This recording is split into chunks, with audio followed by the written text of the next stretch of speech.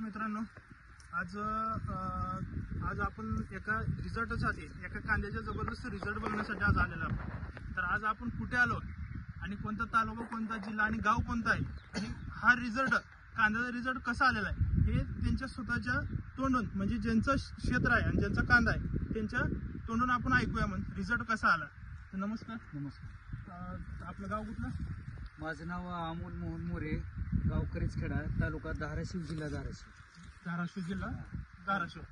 बरं. तर तुम्ही हे कांदा किती महिन्याचा झाला आता? ही कांदा झालाय 105 दिवसाचा. 105 दिवसाचा कांदा झाला. तर तुम्ही ट्रीटमेंट कशा पद्धतीने केली आणि काय काय प्रोडक्ट वापरले? इंडिया ॲग्रो कंपनीचे पूर्ण प्रोडक्ट वापरले. त्यानंतर मला अशा पद्धतीचा रिझल्ट आलेला आहे. तर रिझल्ट कसा आलेला आहे तर बघा, आज एकदम हा result कांदा आणि अशा पावसामधून सगळे कांद्याची डॅमेज नाही ना, काही नाही. एकदम ओके कांदा, कलर ह्या पद्धतीचा आहे.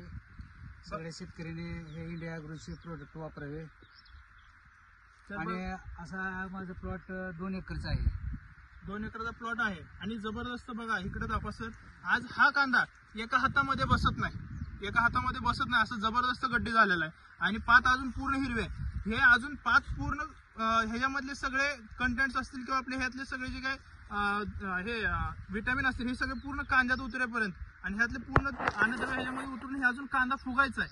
म्हणजे पात पांढरी पडली पाहिजे, पूर्ण वाढली पाहिजे, तोपर्यंत अजून कांदा अजून आपला हा फुगणार आहे. एवढा असं जबरदस्त. फक्त हा हातामध्ये पकडलेला आणि हातातला विरळून घेतलेला कांदा नाही, तर तुम्ही पूर्ण प्लॉट मध्ये बघू शकता. दाखवा प्रत्येक कांदा बघा तुम्ही, पूर्ण प्लॉट मध्ये कांदा तसा आहे. फक्त आपण हातामध्ये फक्त मोठा बघून घेतला असा विषय नाही, कुठलाही बघू शकतो. बरोबर आहे. तर आज तुम्हाला रिझल्ट कसा वाटला? एकदम छान वाटलं रिझल्ट. बरोबर आहे. आज तुम्हाला कसं वाटलं? एकदम छान आहे. तुमचं नाव काय? सुरेश भंडारकर. आज हे शेजारी आहेत, ह्यांनी पण ह्या कांद्याचा रिझल्ट बघितल्यानंतर ना त्यांचा प्लॉट आपल्या हातामध्ये दिलेला आहे. तर नंबर 1 असा रिझल्ट आला म्हणून ते पण खुश आहेत आणि मालक पण खुश आहेत. बरोबर आहे. असं जबरदस्त रिझल्ट आलेला आहे फक्त इंडिया ॲग्रो ब्रँडवरती. ओके, धन्यवाद.